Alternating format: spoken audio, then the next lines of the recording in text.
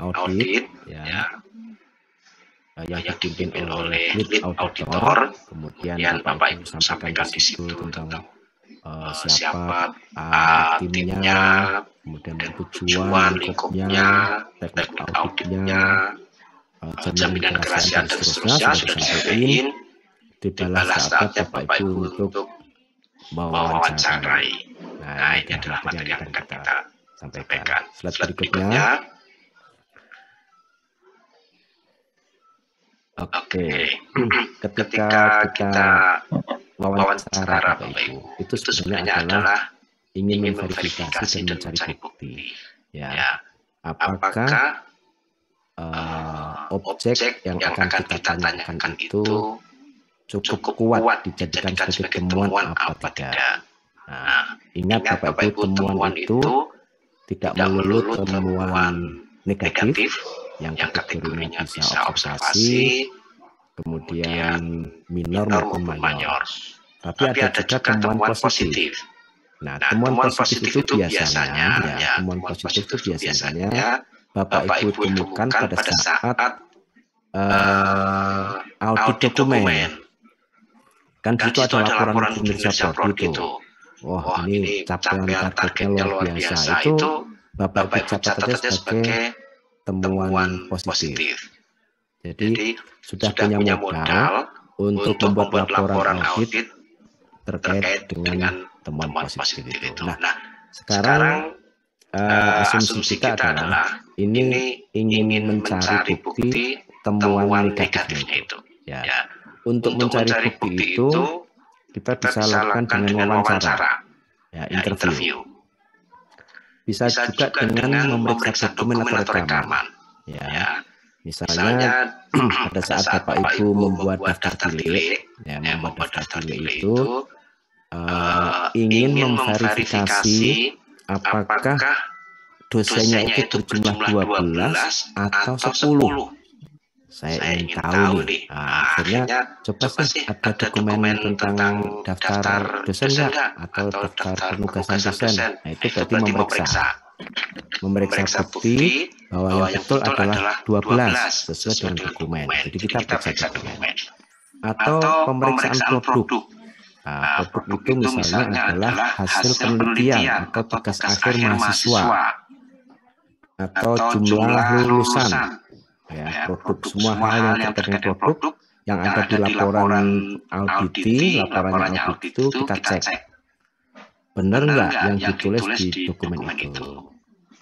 Lalu kita periksa produknya. Bisa juga melalui pengamatan terhadap aktivitas. Jadi Bapak Ibu pada saat audit lapangan itu bisa keliling observasi.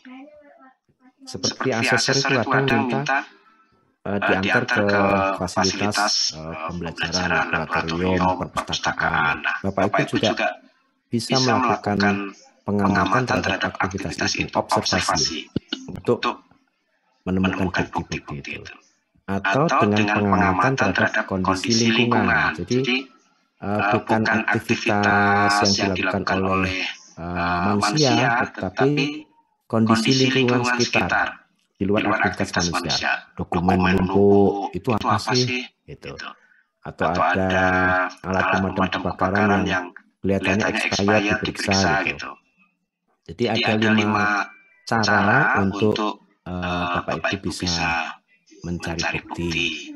Ya, salah satunya yaitu dengan wawancara yang akan kita perdalam materinya. The next slide Mas Adi. Slide berikut. Oke, nah ini yang pertama tadi mencari bukti, sekarang lakukan verifikasi. Nah, jadi kita memverifikasi bukti itu bisa wawancara. Wawancara itu begini. Bapak Dekan, mohon maaf, bisa dijelaskan bagaimana sih mekanisme penyusunan visi misi di sini? Dijelaskan. Ternyata Pak Dekan itu hanya menjelaskan 5 tahap. Sementara di dalam laporan kinerjanya itu ditulis 6 tahap. Penjelasan kok cuma 5 tahap. Sebentar Pak Dekan. Jadi tahapan penyusunan visi misi itu hanya ini, dan ini. Iya betul. Nah, terverifikasi hanya 5 tahap berdasarkan wawancara. Sedangkan di dalam dokumen itu 6 tahap. Lalu kita pastikan yang benar itu 5 tahap apa 6 tahap, Pak Dekan? 5 tahap, terverifikasi 5 tahap. Jadi jangan sampai saat Bapak Ibu wawancara untuk memverifikasi itu diam-diam. Loh, itu penjelasannya begitu, padahal di dalam dokumen seperti ini. Wah, temuan, jangan. Bapak Ibu harus klarifikasi dulu dengan cara close question. Jadi mohon maaf yang benar itu yang ini apa yang ini ya. Nanti ketika mendapatkan jawaban yang pasti itu baru ditulis semua temuan ya, melalui wawancara. Terus kedua melalui pernyataan. Nah, pernyataan itu maksudnya omongan yang disampaikan oleh auditi. Jadi setiap perkataan itu bisa dijadikan sebagai bukti. Ya, dia bilang dosen kami itu 12 dokter semua. Itu pernyataan. Itu bisa dijadikan sebagai alat bukti. Ya, klarifikasi saja. Mohon maaf tadi saya dengar Ibu menjelaskan bahwa dosennya itu 12 dan semua kualifikasi dokter, benar? Iya. Tapi mohon maaf ini di dokumen kami temukan di PDDT ya. Di PDDT hanya 11. Yang benar yang mana ya? Nah gitu. Memverifikasi. Nanti jangan sampai dia bilang 12 lalu kita terima itu sebagai pernyataan yang paling benar nanti dulu. Jadi harus diverifikasi dulu bahwa itu yang benar, kemudian tunjukkan mana buktinya. Nah, sementara data di PDDT 11, tapi Ibu tadi menyatakan 12. Coba sih tunjukkan ke saya ijazah semuanya misalnya gitu ya. Nah itu memverifikasi bukti dari pernyataan. Observasi lapangan juga begitu. Karena Bapak Ibu jalan-jalan kemudian melihat aktivitas layanan akademik di situ, Bapak Ibu perhatikan aja terus. Nah, layanan yang dilakukan itu seperti apa prosesnya? Itu nanti catat. Jadi pada saat melakukan observasi ada catatan-catatan, kemudian diverifikasi. Ini layanan apa ini? Kalau boleh saya tahu, kami melayani legalisir ijazah, Bapak. Oh, legalisir ijazah. Siapa yang bertanggung jawab di sini? Itu Kasubag ini misalnya gitu ya. Bukankah itu urusannya staf ini? Kalau menurut dokumen memang urusan staf ini, tapi kok dilakukan bukan oleh staf yang dimaksud. Nah, itu diverifikasi juga ya, bahwa layanan legalisir itu tanggung jawab siapa, terus bagaimana mekanismenya atau alurnya itu bisa Bapak Ibu perhatikan saat melakukan observasi. Terus yang keempat itu dengan memeriksa dokumen. Ya, itu tadi coba sih benar enggak kalau di sini sudah dilakukan tracer study. Saya tolong tunjukkan laporan tracer study-nya. Terus ditunjukkan dokumen.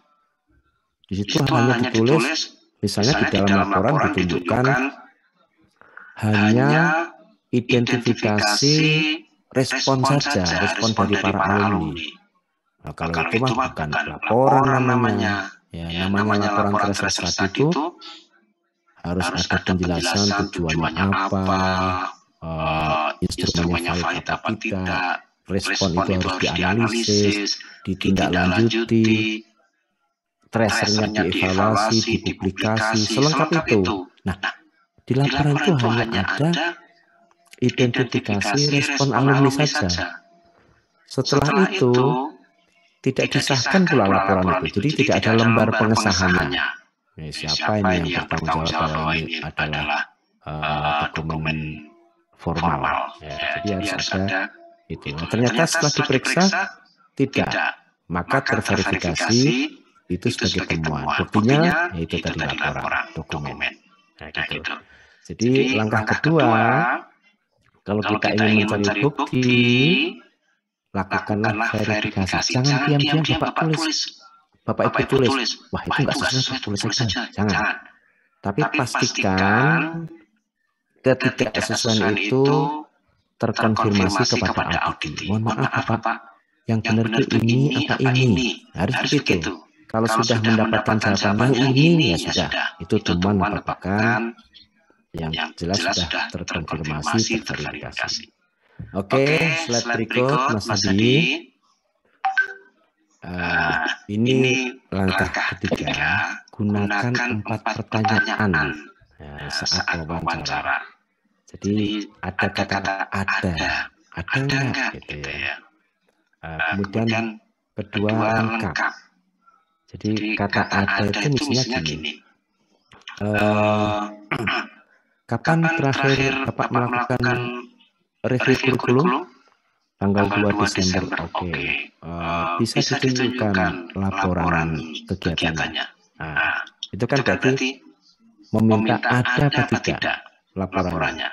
Laporan itu menunjukkan bahwa kegiatan itu memang ada, dilaksanakan, bukan fiktif, tapi benar-benar ada dan buktinya adalah laporan itu. Nah, laporan itu dicek lengkap apa tidak. Maksudnya ada lembar pengesahannya, antara judul dan isi sesuai. Kemudian ketika disebutkan 2 Desember dicek siapa yang hadir pada saat itu. Nah, itu lengkap apa tidak. Yang ketiga akurat. Nah, akurat itu misalnya apa yang disampaikan itu memang betul, objektif dan sesuai. Ya, sesuai.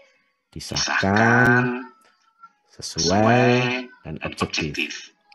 Kemudian mampu telusur itu maksudnya riwayat dari kegiatan ini dulunya gimana.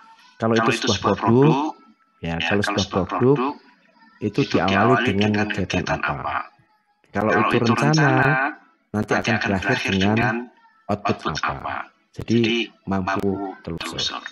Ya, Bapak Ibu harus bisa telusuri. Misalnya gini, pada saat Bapak Ibu sedang wawancara tentang pembelajaran, ya tentang pembelajaran, proses pembelajaran, yang ditanyakan adalah nilai KHS. Nilai KHS itu berarti output. Nah, telusur. Kalau boleh tahu, bagaimana sih nilai itu diberikan kepada mahasiswa? Komponennya apa saja? Nah, dia akan ceritakan dari kuis, sekian persen, UTS, sekian persen. Terus telusur lagi. Kalau UTS itu siapa yang membuat soalnya? Dan bagaimana soal dibuat sampai didistribusikan kepada mahasiswa? Ceritakan. Nah, itu artinya mampu telusur, bisa ditelusur objek yang kita tanyakan itu.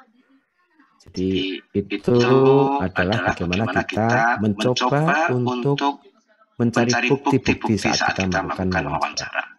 Ya, berikutnya, sekarang apa sih sebenarnya yang harus kita audit?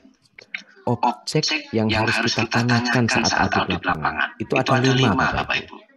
5, yaitu dokumentasi, bahan atau material, personil, proses dan peralatan. Jadi ketika Bapak Ibu hadir di lokasi audit, di kepala Bapak Ibu harus ada 5 loker ini. 1 loker dokumen, 1 loker bahan, 1 loker personil, 1 loker proses, dan 1 loker peralatan. Nah, loker ini nanti bisa buka tutup Bapak Ibu. Misalnya, ketika Bapak Ibu bertanya tentang dosen, berarti loker personil yang dibuka. Ketika Bapak Ibu bertanya tentang laporan kegiatan, berarti dokumentasi yang dibuka. Ketika Bapak Ibu bertanya tentang proses suatu kegiatan, bagaimana e-learning itu disampaikan. Nah, itu proses atau bagaimana tahapan penyusunan visi misi, itu kan proses suatu kegiatan. Nah, itu loker proses yang dibuka. Kalau Bapak Ibu bertanya tentang alat, ya, peralatan misalnya e-learning, pakai Moodle atau apa, itu dilaksanakan, sudah dilaksanakan apa belum, sudah diuji coba apa belum, nah, itu berarti loker peralatan yang dibuka. Nah, isinya apa setiap loker? Berikutnya Mas Adi. Nah, ini loker 1 namanya dokumen. Isinya prosedur, spesifikasi, gambar, dan seterusnya. Nah, Bapak Ibu, ketika Bapak Ibu bertanya kepada auditi terkait dengan dokumen, pastikan semua dokumen yang dibutuhkan itu ada. Bisa ditunjukkan ke kami laporan audit internal tahun lalu. Nah, itu berarti dia menanyakan keberadaan atau ada atau tidak dokumen itu. Kemudian apakah dokumen lengkap dan mengandung informasi yang dibutuhkan. Dokumen itu diminta, kemudian dicek, mulai dari cover, daftar isi, pengesahan, sampai kepada isinya itu sesuai dengan informasi yang di daftar isi itu. Lengkap, ya. Jadi lengkap apa tidak itu dicek. Pertama yang dicek adalah dokumennya ada atau tidak. Yang kedua lengkap dan mengandung informasi yang dibutuhkan atau tidak. Maksudnya mengandung informasi yang dibutuhkan itu kita ingin informasi layanan akademik tentang beasiswa. Oh, dia tunjukin tuh kode etik mahasiswa. Dokumennya ada lengkap, tapi nggak ada info tentang layanan beasiswa. Berarti bukan itu yang kita cari. Nah, cara ngeceknya gitu. Dokumennya dikasihkan, dicek benar nggak informasi yang kita butuhkan ada di dalam dokumen itu. Kemudian apakah dokumen diidentifikasi dan diberi status? Ini dokumen tahun berapa? Ini revisi keberapa? Ini masih berlaku apa sudah expired? Apakah ada aturan terbaru? Nah, itu harus dicek juga. Termasuk dokumennya ini dikendalikan atau tidak. Maksud dikendalikan itu tadi. Ini dokumen sudah volume keberapa. Ya. Ini isi dari loker dokumen. Jadi pada saat Bapak Ibu bertanya kepada auditi dan lingkupnya, objek pertanyaannya itu seputar dokumen, maka 4 pertanyaan ini adalah bahan untuk ditanyakan. Misalnya, ya kita ingin dokumen tentang pemutakhiran kurikulum, yang apa? Contohnya itu aja ya. Atau yang lain, dokumen tentang laporan pribadi, ya misalnya laporan pribadi. Boleh diceritakan gimana laporan pribadi itu diserahkan oleh dosen kepada asesor. Cerita nanti setelah ini terus. Bisa nggak ditunjukkan dokumen laporan pribadi? Oh, kami lakukan secara online gitu. Secara bisa ditunjukkan. Tetap dikejar bahwa itu ada laporan meskipun wujudnya adalah online, ya, elektronik gitu. Terus cek di dalamnya informasinya tentang ada laporan tentang pendidikannya, pengajarannya, bijaknya, dan seterusnya sampai kepada memenuhi persyaratan atau tidak. Ini laporan kita tahun berapa? Dicek. Jangan sudah 2 tahun lalu yang diberikan. Ya, itu. Jadi ini senjata. Inilah yang membedakan antara orang yang terlatih sebagai auditor dengan S3 manajemen. Belum tentu S3 manajemen itu bisa mengaudit karena belum punya loker ya. Di kepalanya belum ada loker yang lama itu. Kalau Bapak Ibu sudah mulai dikasih materi bahwa Bapak Ibu harus punya loker-loker itu. Yang kedua tentang peralatan. Kalau Bapak Ibu bertanya tentang alat, ya itu pastikan alat itu tepat. Misalnya e-learning pakai alat apa? WhatsApp. Kalau WhatsApp untuk e-learning apakah bisa mengirimkan ini dan itu dan seterusnya, mungkin kurang tepat ya. Atau Bapak Ibu menggunakan Moodle atau aplikasi yang lain, pastikan itu tepat. Jadi alat yang dipakai itu sesuai ya, bukan mau menimbang berat badan, tapi yang diberi adalah ukuran badan untuk panjang itu, bukan untuk berat gitu. Jadi kalau itu nggak tepat. Jadi pastikan alatnya itu sesuai, tepat. Kemudian dikalibrasinya apa tidak? Di beberapa kampus yang gedungnya tinggi itu kan pakai lift biasanya naik turun itu, ya pakai lift. Itu lift harus dikalibrasi itu setiap tahun. Jadi sudah diuji bahwa ini memang sesuai. Kalau di situ untuk 7 orang diisi 5 orang kalau sudah nggak muat, nah itu berarti saatnya untuk dikalibrasi. Atau timbangan yang ada di lab biologi misalnya, butuhnya senyawa ini hanya sekian mili, sebenarnya 3 mili, tetapi yang tercantum justru 2,5 mili. Akhirnya mengacaukan formula karena tidak dikalibrasi. Jadi bisa mengancam kegagalan. Kenapa? Alat timbangnya tidak dikalibrasi. Apakah dipergunakan dengan benar? Ini alat ya. Terus apakah diidentifikasi dengan benar? Jadi alatnya itu juga harus diidentifikasi, teridentifikasi. Jadi kalau alat ya bisa juga alatnya tepat, alatnya sudah dikalibrasi, alatnya digunakan dengan benar. Nah sekarang misalnya ada kasus gini, pandemi, semua wajib menggunakan kuliah daring. Ya,